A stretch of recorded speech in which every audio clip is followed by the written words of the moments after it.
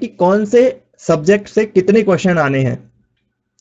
तो ये आपका जो टेक्निकल सब्जेक्ट है वो आना है 90 नंबर का, यानी कि यहाँ पर 90 क्वेश्चन आपके टेक्निकल क्वेश्चन आने वाले हैं। इसके अलावा इंग्लिश लैंग्वेज से 10 क्वेश्चन आएंगे। इसके अलावा जर्नल अवेयरनेस की बात की जाए तो यहाँ पर आपके 15 क्वेश्चन आएंगे जर्नल अवेयरनेस से, जिसमें आपका करंट अफेयर भी होगा, हिस्ट्री होगी, पॉलिटी होगी, ज्योग्राफी होगी। आगे चल के हम इसमें डिस्कस करेंगे कौन कौन से टॉपिक आपको पढ़ने होंगे इसमें। लॉजिकल एबिलिटी की बात करें यानी रीजनिंग की बात करें तो यहाँ पर 10 क्वेश्चन आएंगे आपके रीजनिंग से।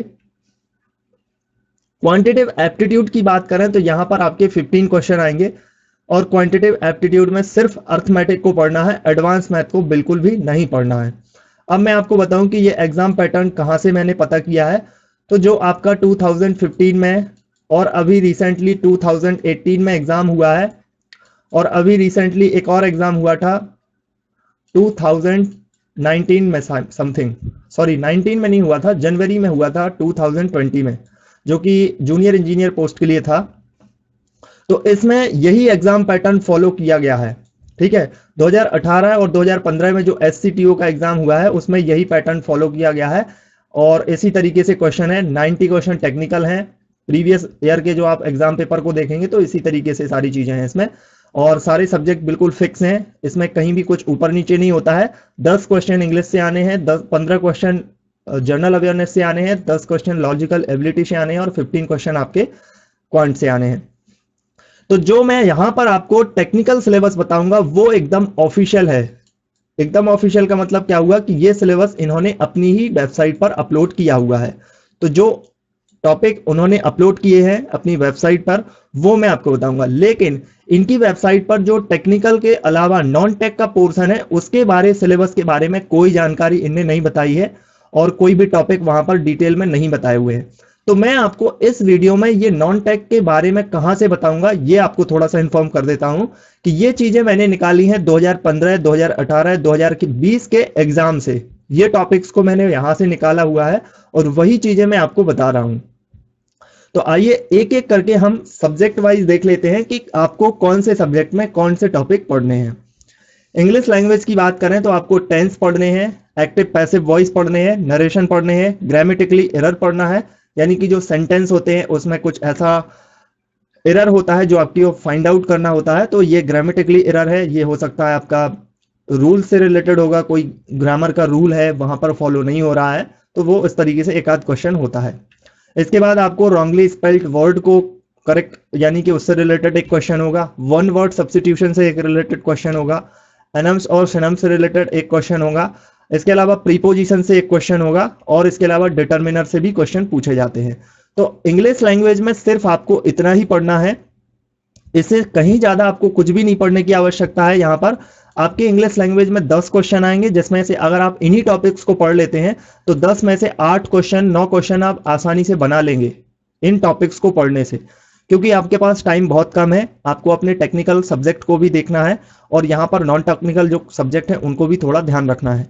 तो मेरी कोशिश यही है कि सिलेबस को जितना श्रिंक किया जाए ताकि आपको ज्यादा से ज्यादा बेनिफिट हो आपके एग्जाम में। जिस तरीके से मैंने एनालाइज किया है, सारी चीजों को एनालाइज करने के बाद आपको बता रहा हूं, तो आप बिलीव करके इन टॉपिक्स को आराम से पढ़िएगा। इससे ज्यादा लोड लेने की जरूरत नहीं है, ना ही कुछ और एक्स्ट्रा टॉपिक पढ़ने की जरूरत है।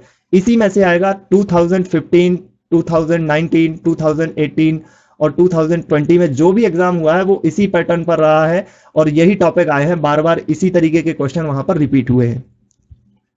अब बात कर लेते हैं जनरल अवेयरनेस की। तो जनरल अवेयरनेस में आपको क्या क्या पढ़ लेना है, यहाँ पर 15 क्वेश्चन आपके जनरल अवेयरनेस से होंगे। टॉपिक है आपके करंट अफेयर। करंट अफेयर को आप मैक्सिमम 6 मंथ का करंट अफेयर पढ़िएगा, अगर आपने करंट अफेयर बिल्कुल भी नहीं पढ़ा है तो। और अगर आपने शुरुआत से पढ़ते आ रहे हैं तो उसको 1 साल तक आप, हो सकता है कि 1 साल का करंट अफेयर रिवीजन कर लीजिएगा, लेकिन जो करंट अफेयर के मोस्ट इंपॉर्टेंट टॉपिक होते हैं उनको अच्छे से कवर कीजिएगा। जैसे स्पोर्ट्स हो गया, इंडिया की रैंकिंग हो गई, इकोनॉमी के कुछ क्वेश्चंस होते हैं और कुछ ऐसे नेशनल और इंटरनेशनल करंट अफेयर होता है, तो उनको अच्छे से जरूर कवर कीजिएगा।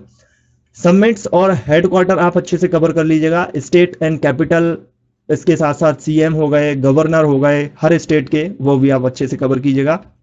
अवार्ड्स के बारे में कवर कीजिएगा। कल्चर हो गया, आर्ट हो गया, कंट्री, कैपिटल, करेंसी, जो भी चर्चा में रहे हैं उनको कवर कीजिएगा। इंपॉर्टेंट अपॉइंटमेंट्स को कवर कर लीजिएगा, स्पोर्ट्स को कवर कर लीजिएगा, जनरल साइंस को कवर कर लीजिएगा, इंडियन हिस्ट्री को पढ़ लीजिएगा। हिस्ट्री में सिर्फ आपको इंपॉर्टेंट टॉपिक ही पढ़ने हैं, पूरी हिस्ट्री पढ़ने की जरूरत नहीं है। जो भी आपको अभी तक आपने देखा होगा कि क्या इंपॉर्टेंट है, तो वो इंपॉर्टेंट चीजें ही पढ़िए। इंपॉर्टेंट इवेंट से रिलेटेड क्वेश्चन पूछे जाते हैं। ज्योग्राफी हो गया, तो यहाँ पर ज्योग्राफी से आपके फैक्चुअल क्वेश्चन आते हैं, तो फैक्चुअल क्वेश्चन पर ध्यान रखिएगा ज्यादा। इसके अलावा आपको पॉलिटी पढ़नी है। पॉलिटी में जो भी इंपॉर्टेंट आर्टिकल हो गए, जो भी हमारा जो कह सकते हैं आपकी संविधान के महत्वपूर्ण चीजें हो गई, वो आपको कवर कर लेनी है यहाँ से। अब बात करते हैं लॉजिकल एबिलिटी की। तो लॉजिकल एबिलिटी में आपको क्या क्या पढ़ना है? Statement conclusion, coding decoding, puzzle test, logical Venn diagram, direction sense test, analogy, blood relation, series completion. यानी कि आपको इस तरीके से लॉजिकल एबिलिटी में इन्हीं टॉपिक्स को पढ़ना है और कोशिश करना कि जितनी ज्यादा प्रैक्टिस हो सके उतनी प्रैक्टिस कर लीजिएगा, तो आपकी लॉजिकल एबिलिटी आपसे बन जाएगी। इसके अलावा हम क्वांट की बात कर लेते हैं।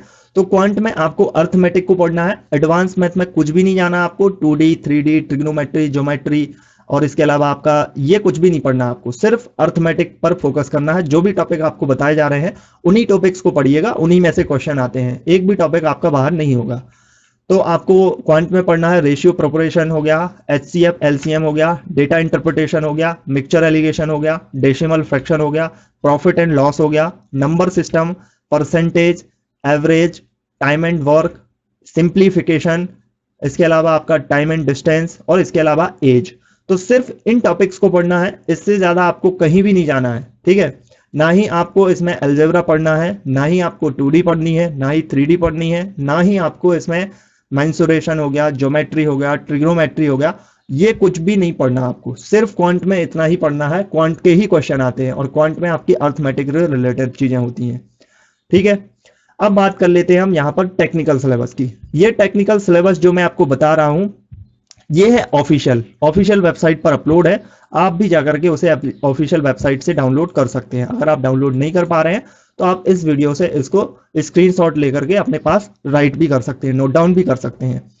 तो आपका यहाँ पर SCTO में कौन कौन से सिलेबस में टॉपिक है, वो है बेसिक इलेक्ट्रिकल इंजीनियरिंग। सब टॉपिक भी यहाँ पर दिए हुए हैं कि कौन कौन से टॉपिक से क्वेश्चन आएंगे। तो बेसिक कंसेप्ट हो गया आपका AC का, DC का फंडामेंटल हो गया, AC सर्किट हो गए, बैटरी हो गई, इलेक्ट्रोमैग्नेटिक इंडक्शन हो गया, including constant voltage current source. तो ये सभी टॉपिक आपको इसके अंतर्गत पढ़ने हैं। इसके बाद आपका है नेक्स्ट जो टॉपिक, वो है एनालॉग इलेक्ट्रॉनिक्स। एनालॉग इलेक्ट्रॉनिक्स का मतलब क्या हुआ कि जो आपके इलेक्ट्रॉनिक्स जो डिवाइसेस होती हैं, जिससे बनी हुई होती हैं, जो फंक्शन होते हैं, वो सब चीजें आपको करनी है यहाँ पर। कि फंडामेंटल कॉन्सेप्ट हो गया बेसिक इलेक्ट्रॉनिक्स का। इसके अलावा बेसिक अंडरस्टैंडिंग ऑफ कंडक्टर्स हो गया, सेमीकंडक्टर्स क्या होते हैं, इंसुलेटर क्या होते हैं, इंसेंट्रिक और एक्सेंट्रिक जो सेमीकंडक्टर हैं वो क्या होते हैं, पीएन जंक्शन डायोड क्या होता है, रेक्टिफायर क्या होता है, फिल्टर वगैरह रेक्टिफायर में यूज होते हैं वो क्या होता है, टनल डायोड क्या होता है, LED वैरेक्टर डायोड, LCD वगैरह, ये सब चीजें। और यहाँ पर मैंने एनालॉग जो इलेक्ट्रॉनिक्स है उसको पूरी अच्छे तरीके से कवर करवाया है। तो आप अगर जो भी मैंने वीडियोस बनाए हुए हैं उनको भी कवर कर लेते हैं तो आपका ये टॉपिक अच्छे से कवर हो जाएगा। इसकी प्लेलिस्ट में आपको वीडियो के डिस्क्रिप्शन बॉक्स में दे दूंगा, तो वहां से आप इसको कवर कर सकते हैं। सारे टॉपिक कवर कराए हैं मैंने इस पर्टिकुलर सब्जेक्ट में से, तो आप उसमें देख सकते हैं, सारी चीजें आपको समझ में आ जाएंगी। इसके अलावा एक चीज जो सबसे ज्यादा जरूरी है वो है आपका कंट्रोल सिस्टम। यहां पर आपके कंट्रोल सिस्टम से क्वेश्चन आएंगे और कितने आएंगे, वो आपका सबसे ज्यादा कंट्रोल सिस्टम पूछा जाता है इस एग्जाम में। मैंने आपको 3 जो प्रीवियस एग्जाम हुए हैं उसको काफी अच्छे से एनालाइज किया है। तो कम से कम 8 से लेकर के 9 या 10 क्वेश्चन तक इस टॉपिक से पूछे जाते हैं।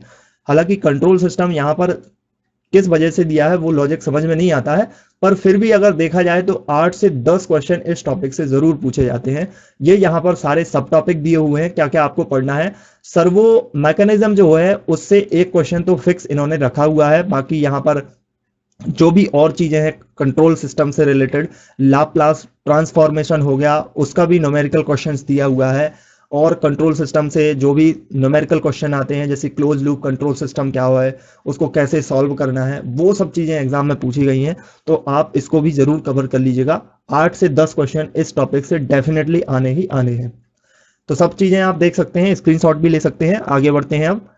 आगे है आपका इलेक्ट्रॉनिक्स कंपोनेंट एंड मटेरियल। तो इलेक्ट्रॉनिक्स कंपोनेंट एंड मटेरियल में क्या है आपका classification of material, conducting, semi conducting, insulating material, brief reference of their atomic structure. इनका एटॉमिक स्ट्रक्चर भी आपको देखना है कि कंडक्टर में आउटर मोस्ट सेल में मैक्सिमम 3 इलेक्ट्रॉन होते हैं, जैसे कि सेमी कंडक्टर में आउटर मोस्ट सेल में अगर हम बात करें तो उसमें मैक्सिमम 4 इलेक्ट्रॉन होते हैं।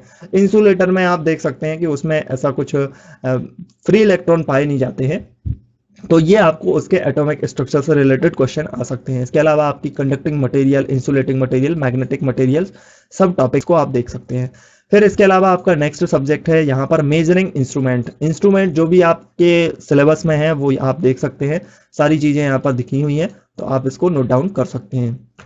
इसके अलावा आपका प्रिंसिपल ऑफ इंस्ट्रूमेंटेशन भी है। इंस्ट्रूमेंटेशन का प्रिंसिपल क्या है, क्या क्या चीजें हैं, वहां पर सारी चीजें आपको दिखाई हुई हैं कि यहाँ पर आपकी सेंसिटिविटी क्या होती है, रिलायबिलिटी क्या होती है, सर्विसिबिलिटी क्या होती है, लोडिंग इफेक्ट क्या होता है, लीनियरिटी क्या होती है, ये सब चीजें आपको यहाँ पर कवर कर लेनी है। फंडामेंटल ऑफ डिजिटल इलेक्ट्रॉनिक्स भी है आपका। इसमें आपका डिजिटल इलेक्ट्रॉनिक्स, नंबर सिस्टम हो गया, गेट्स हो गए, कोड हो गया, अर्थमेटिकल लॉजिकल सर्किट हो गया, आपका फ्लिप फ्लॉप हो गया, शिफ्ट हो गए, रजिस्टर्स हो गए, काउंटर्स वगैरह। तो ये टॉपिक भी मैंने पढ़ाया हुआ है, तो ये भी आप मेरे वीडियो से पढ़ सकते हैं। इसके अलावा आपका नेक्स्ट यहां पर आता है basic electrical engineering and electronics measurement. ठीक है, तो यहां पर आपका मेजरमेंट है, ये आप देख सकते हैं क्या क्या चीजें हैं, सारी चीजें आप यहां पर सब टॉपिक वाइज देख सकते हैं। नेक्स्ट है आपका इलेक्ट्रिकल मशीन्स। इलेक्ट्रिकल मशीन्स में आपके डीसी मोटर हो गए, जनरेटर हो गया, उनके कैरेक्टरिस्टिक्स हो गए, speed control, starting DC motor, उनके लॉसेस क्या हैं, इफिशिएंसी क्या है, डीसी मशीन्स क्या होती हैं, तो ये सब चीजें आपको इस टॉपिक के अंतर्गत पढ़ने हैं। इसके अलावा आपका फर्स्ट फेज और 3 फेज जो ट्रांसफार्मर होता है वो आपको कवर करना है। यहाँ पर आपका principle of operation, equivalent circuit, voltage regulator, regulation जो ओसी और एससी होता है उसकी टेस्टिंग होगी, एफिशिएंसी, ऑटो ट्रांसफार्मर क्या है, सिंक्रोनस मशीन क्या होती है, ये सब चीजें आप देख सकते हैं, एक एक करके आपको यहाँ पर लिखी हुई है। इसके बाद जर्नल ट्रांसमिशन एंड डिस्ट्रीब्यूशन से रिलेटेड भी क्वेश्चन है। यहाँ पर आप देख सकते हैं कि ये टॉपिक भी आपका load factor, diversity factor, demand factor, simple problems of theorems के जो भी आते हैं आपके, वो सब चीजें यहाँ पर दी हुई हैं। इसके अलावा लास्ट टॉपिक है आपका utilisation of energy, utilisation of electrical energy. तो इसमें आपको illumination, electric heating, electric welding, electroplating हो गया, इलेक्ट्रिक ड्राइवर्स हो गए, मोटर्स हो गए, ये सब चीजें आपको कवर करनी है। तो ये आपका पूरा का पूरा टेक्निकल सब्जेक्ट का जो भी आपका क्वेश्चन आना है वो सिलेबस है, जो कि ऑफिशियली दिया हुआ है। आप भी चाहें तो वेबसाइट पे जाकर के, यानी कि ऑफिशियल वेबसाइट पर जाकर के उसको डाउनलोड कर सकते हैं। अगर आप चैनल पर नए हैं तो सब्सक्राइब जरूर करना। इससे एग्जाम से रिलेटेड जो भी अपडेट है वो मैं आपको इस चैनल पर वीडियोस के माध्यम से अपडेट करता रहूंगा, और वीडियो को लाइक करना, शेयर करना अपने दोस्तों के साथ। Thank you for watching.